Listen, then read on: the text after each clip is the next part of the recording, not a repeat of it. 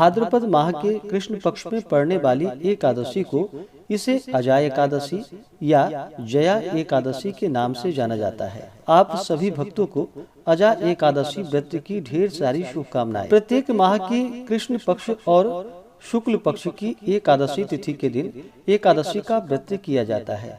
इसे एकादशी या ग्यारस व्रत के नाम से जाना जाता है।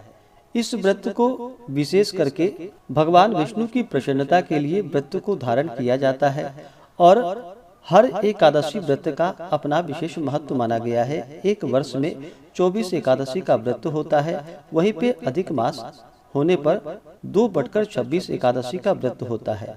हर व्रत का अपना विशेष महत्व माना गया है। इसी प्रकार से भाद्रपद माह के कृष्ण पक्ष की अजा एकादशी व्रत का अपना विशेष महत्व है। जो भी भक्त सच्ची श्रद्धा के साथ नियम और निष्ठा के साथ अजा एकादशी का व्रत धारण करते हैं तो इस व्रत के प्रभाव से पुनर्जन्म की सभी बाधाएं दूर हो जाती है तथा व्यक्ति को अपार संपदा, पुत्र पौत्रादि एवं चर अचर जीवों का भी लाभ एवं सुख प्राप्त होता है। ऐसे व्यक्ति का कोई भी विरोधी नहीं होता।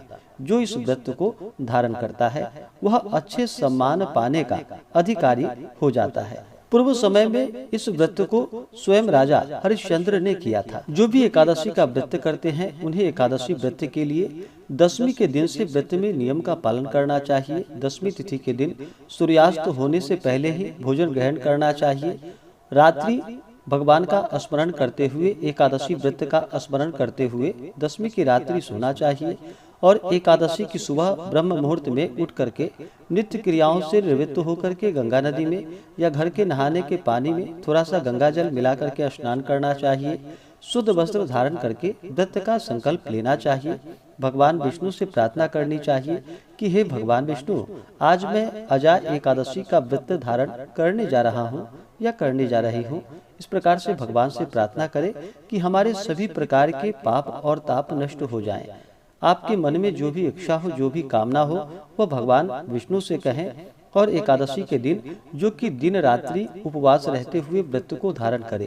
जो उपवास नहीं रह पाते हैं, जिनका स्वास्थ्य सही ना हो, तो आप एक समय फलाहार ग्रहण करके व्रत को धारण कर सकते हैं। एकादशी के दिन सुबह और शाम के वक्त पूरे विधि विधान के साथ इस दिन भगवान विष्णु, माता लक्ष्मी का पूजन करना चाहिए। एकादशी व्रत का कथा श्रवण करना चाहिए। इस दिन विष्णु सहस्त्र नाम आदि का पाठ या श्रवण करना चाहिए। भगवान की आरती करनी चाहिए और एकादशी की रात्रि जागरण करते हुए समय को व्यतीत करना चाहिए और अगले दिन जाकर के फिर सुबह उठ करके स्नान करके शुद्ध वस्त्र धारण करके भगवान का पूजन और आरती कर लेने के बाद ब्राह्मणों को भोजन करवाना चाहिए। ब्राह्मणों को दान और दक्षिणा देनी चाहिए।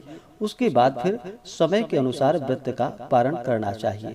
तो आइए जानते हैं एकादशी व्रत के शुभ मुहूर्त और पारण समय के बारे में। भाद्रपद मास कृष्ण पक्ष की एकादशी तिथि प्रारंभ समय 9 सितंबर 2023 दिन शनिवार शाम 7:19 और एकादशी तिथि की समाप्ति होगी 10 सितंबर 2023 दिन रविवार रात्रि 9:30 पे। तो हमें सूर्योदय व्यापनी के अनुसार जो समय प्राप्त हो रहा है वह समय 10 सितंबर 2023 दिन रविवार को प्राप्त हो रहा है। तो सभी इस दिन व्रत को धारण करेंगे और द्वादशी तिथि की जो समाप्ति है वह 11 सितंबर को रात्रि 11:53 पे द्वादशी तिथि की समाप्ति है। व्रत का पारण 11 सितंबर 2023 दिन सोमवार को किया जाएगा।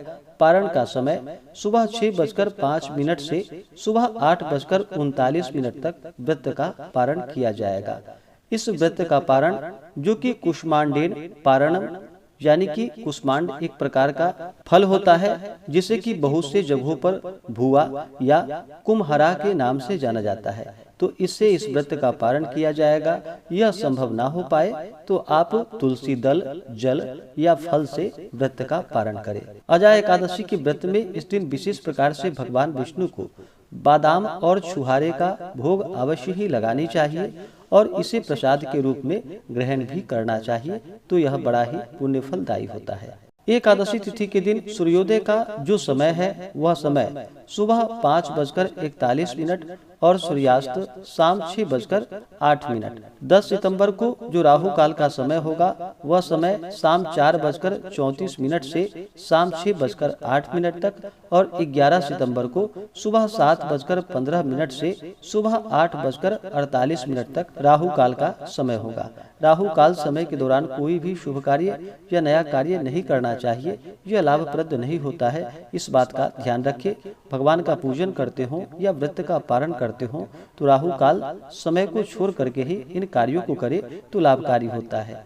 पारण का जो समय है 11 सितंबर को, वह समय सुबह 6:05 से सुबह 8:39 तक, लेकिन 11 सितंबर को राहु काल का समय जो कि सुबह 7:15 से शुरू हो रहा है, जो कि सुबह 8:48 तक होगा।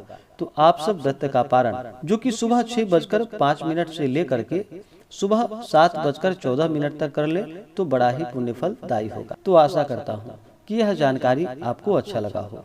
ऐसे ही ज्ञानवर्धक जानकारियाँ प्राप्त करने के लिए हमारे इस चैनल पे अगर आप नए हैं तो चैनल को लाल बटन दबा करके सब्सक्राइब करें, साथ में बेल आइकन घंटी को दबाएं ताकि मेरे वीडियो का नोटिफिकेशन आपको समय से मिलता रहे।